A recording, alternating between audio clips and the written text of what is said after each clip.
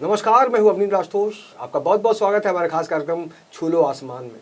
एक दौर था जब महादेवी वर्मा ने लिखा था कि इस दुनिया में औरतों का जो अस्तित्व है वो कैसा है। औरतों के ऊपर बहुत सारे लोगों ने लिखा, लेकिन महादेवी वर्मा की जो पंक्तियां थी वो यही था कि परिचय इतना इतिहास यही, परिचय इतना इतिहास यही, उमड़ी कल थी मिट आज चली। लेकिन आज का जो दौर है, नारी हर मामले में बहुत ज़्यादा भारी हो रही हैं और इन्होंने अपनी प्रतिभा को एक अलग अंदाज दिया है। और उसी कड़ी में हम आपको मिलवाने जा रहे हैं एक बहुत ही खूबसूरत लेखिका से, जिनका दिल और दिमाग बहुत खूबसूरत है। उनका नाम है अधीरा शाह, जो पिछली बार भी आई थी, अब फिर आई है हमारे पास, क्योंकि इनके पास सेंटिमेंटल है। सेंटिमेंटल का मतलब ही होता है इनकी जो सोच है, इनका जो लेखन है वही है। और एक बार फिर है हमारे साथ अधीरा शाह। अधीरा, आपका बहुत बहुत स्वागत है। पिछली बार जब हम आपसे मिले थे तब एक अलग संदर्भ था। ये जो सेंटिमेंटल है उसमें और इसमें क्या अंतर है, ये बताइए सबसे पहले। जो लास्ट टाइम था उस बुक में एक फीमेल की जर्नी थी जी। लेकिन इस बार जो है वो सिर्फ मेल की नहीं और फीमेल की नहीं, सबके सेंटिमेंट्स हैं। I am talking about everyone sentiments. तो वो सेंटिमेंट्स अब कहीं ना कहीं गुम हो गए हैं। जैसे पहले सेंटिमेंट्स थे वो अब लोगों के सेंटिमेंट्स दिखाई नहीं देते, अगर हैं तो वो सेंटिमेंट्स सिर्फ शो ऑफ बन के रह गए हैं। आपको लगता है कि वाकई आपने इसको ऑब्जर्व किया है या फील किया है, या फिर एक राइटर के हिसाब से लिख दिया? नहीं, मैंने इसको काफ़ी ऑब्जर्व किया है। इनफैक्ट आज ही मैंने एक फेसबुक पे फोटो भी शेयर की है। सो काफ़ी ऑब्जर्व करने के बाद में मैंने ये सब कुछ लिखा है। अभी मतलब ऐसा है कि जो अभी टाइम चल रहा है, या फिर जैसा अभी लोगों के लिए खाने की प्रॉब्लम है या लोगों के पास में भी काम नहीं है, तो देखिएगा बहुत सारे लोग ऐसे हैं जो कचरे से खाना उठाते हैं जी। और फिर उस खाने को खाते हैं। लेकिन हमने सिर्फ वही देखा कि उसने कचरे से खाना उठाया और वो खाना खा रहा है। और ऐसा भी होता है कई घरों में कि खाना भी है, लोग भी हैं, लेकिन जो सीनियर सिटीजन है, जो बुजुर्ग हैं, उनको कोई देखने वाला नहीं, कोई देखने वाला नहीं है। राइट। उस मर्म को, उस दर्द को इन्होंने समझा है और एक जो लेखक की तड़प होती है उसको इन्होंने बयान करने की कोशिश की है, जिसका नाम है सेंटिमेंटल। ये तो इंटरनेशनल बुक है, पब्लिकेशन जो है, तो ये बहुत बड़ी उपलब्धि है। कितना गर्व होता है अपने ऊपर आपको? लेट्स सी, लोग उतना उसको समझे तो बहुत अच्छा लगेगा। आज ऑनलाइन का ज़माना है। पहले लोग बुक पढ़ते थे, आज ऑनलाइन बहुत सारे लोग पढ़ते रहते हैं। उसमें इस बुक को लिखते हुए कुछ ध्यान में भी चल रहा था आपके कि कहाँ तक ये किताब पहुँचे, किस लोगों तक पहुँचे? मेरी अभी भी कोशिश ये है कि इस बुक को ज़्यादा से ज़्यादा लोग पढ़े मतलब पढ़े और उसको समझे। क्योंकि अभी ज़्यादातर जो है, जो मीडिया दिखाती है, तो वो ही कंटिन्यू पूरा डे दिखता रहता है, चाहे वो सेलिब्रिटीज की बात करो या फिर किसी पॉलिटिक्स की बात करो, लेकिन जो रोजमर्रा की जिंदगी में जो हो रहा है वो बयान नहीं हो रहा है प्रॉपर। तो मैं चाहती हूँ कि लोग उसको देखें और उसको समझे। कई बार ऐसा होता है अधीरा कि हम इंडिया से बाहर चले जाते हैं तो बहुत बड़ी बड़ी बातें तो करते हैं, लेकिन सच्चाई ये भी होती है कि कई बार हम गाँव को भूल जाते हैं, अपने लोगों को भूल जाते हैं। तो उसका जो दर्द है वो, उसको आपने, बहुत सारे मुद्दे हैं इस देश में, दुनिया में, लेकिन ये जो आपने सेंटिमेंटल वर्ड जो ढूंढा, इसने बहुत ज़्यादा हर्ट किया आपको ना?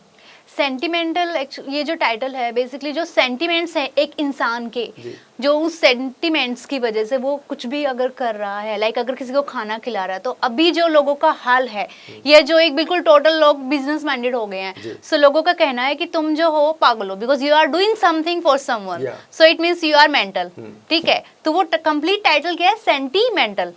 सो टाइटल ऐसे जा रहा है बुक का कि सेंटिमेंटल मीन्स कोई इंसान सेंटिमेंट्स की वजह से किसी के लिए मेंटल है। तो ये तो बहुत अनोखी बात है और जाहिर तौर पर ये समझा जा सकता है कि अगर अधीरा की भावनाओं को आप समझने की कोशिश करेंगे, उसके लिए आपको सेंटिमेंटल पढ़ना पड़ेगा। लोग कहाँ से इस बुक को ले सकते हैं अगर आपकी बुक को लोग पढ़ना चाहें तो? ये बुक ऑनलाइन अवेलेबल है सब प्लेटफॉर्म पे, लाइक amazon.com, notionpress.com, फ्लिपकार्ट, मतलब इंडिया में और इंडिया के अलावा 120 कंट्रीज में इट इज़ अवेलेबल। 120? या माय गॉड, ये तो बहुत बड़ी बात है।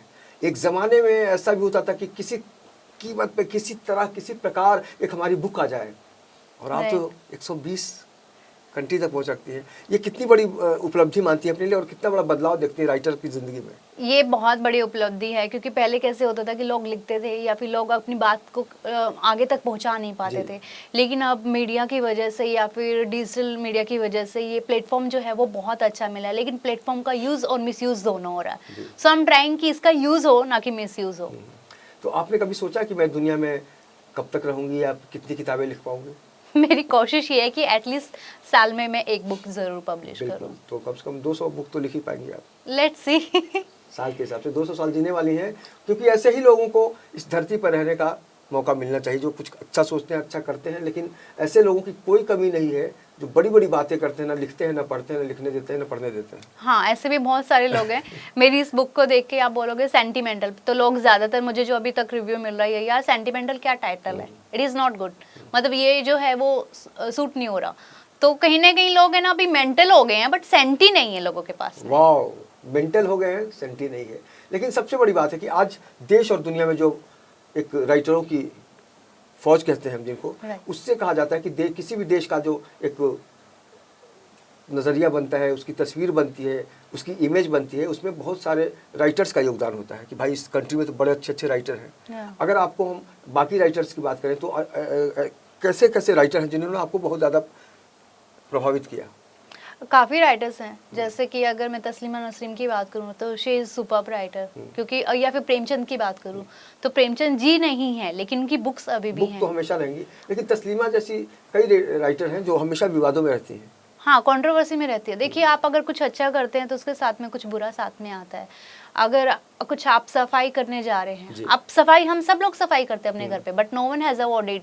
बट अगर इन केस आप आउटसाइडर में कुछ सफाई कर रहे हैं, नीट एंड क्लीन कर रहे हैं, या आप अभी जैसे मोदी जी की मैं बात करूँ, उन्होंने मेक क्लीन इंडिया का जो नारा लगाया था, स्वच्छ भारत का जो नारा लगा था, तो उसके पीछे लोग बहुत थे। बट ये पहली बार था कि देश का प्रधानमंत्री इस तरह की आगे कुछ शुरुआत कर रहा है और उसके पीछे पीछे लोग जा रहे हैं। बट अदरवाइज लोग, वो पहले भी था, कचरा पहले भी था, कचरा अब भी है, कचरा रहेगा, बट लोग कहीं ना कहीं जाग रहे हैं कि ये हमारी नेसेसिटी है और हमें इसे क्लीन करना चाहिए।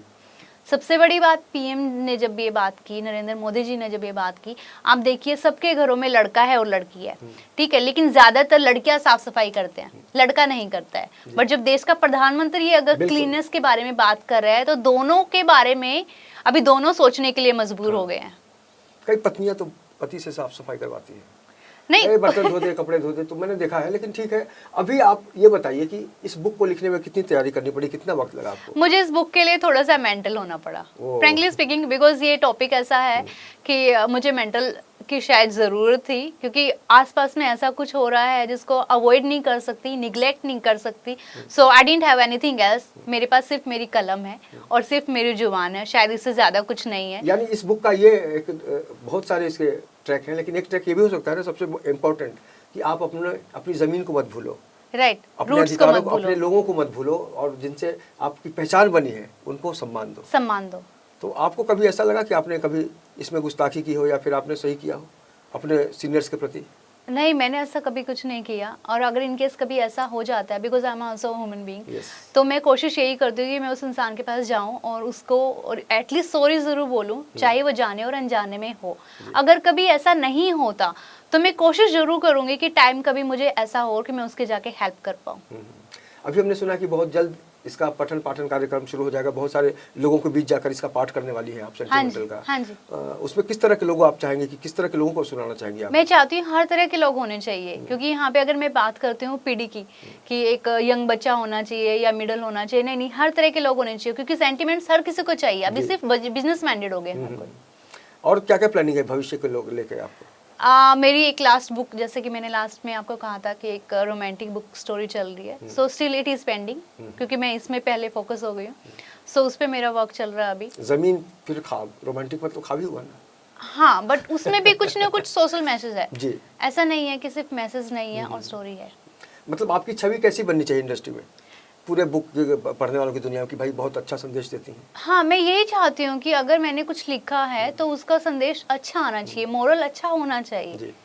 और अभी देश के युवाओं को आप किस नज़रिए से देखते हैं, क्योंकि आप खुद युवा हैं? हाँ जी। 65% लोग युवा हैं अपने देश में, दुनिया में सबसे युवा देशों में से एक है अपना भारत। तो युवाओं को आप किस तरह से देखती हैं कि वाकई वो सही जा रहे हैं या फिर उनको सही जाना चाहिए?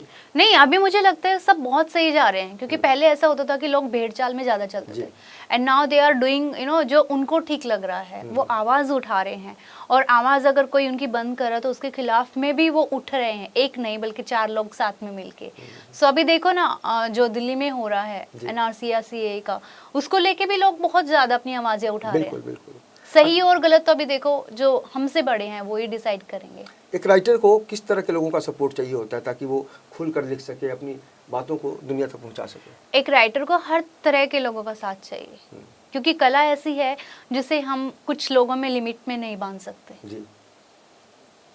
चलते चलते ये बताइए कि और आने वाले दिनों में कैसा क्या करने वाले हैं जिससे आपको सुकून मिले? दुनिया के लिए तो आप सोचती हैं, अपने लिए कभी सोचा है आपने? ऐसा क्या करेंगे आप जिससे आपको शांति मिले, सुकून मिले? शायद कुछ और नया टॉपिक उठाऊंगी, उस पर स्टार्ट करूंगी, तो वही मेरा सुकून है। अच्छा, इस बात को आप मानती हैं कि आपका घर परिवार से बहुत ज़्यादा सपोर्ट मिल रहा है? मुझे बहुत ज़्यादा मिल रहा है। लकी हैं आप। Frankly speaking, I'm getting too much support from my husband and from my another family. Because मेरे husband जो हैं, still he is giving wings to me for fly. उनके बारे में सब जय श्री राम बोलते हैं? हाँ जी।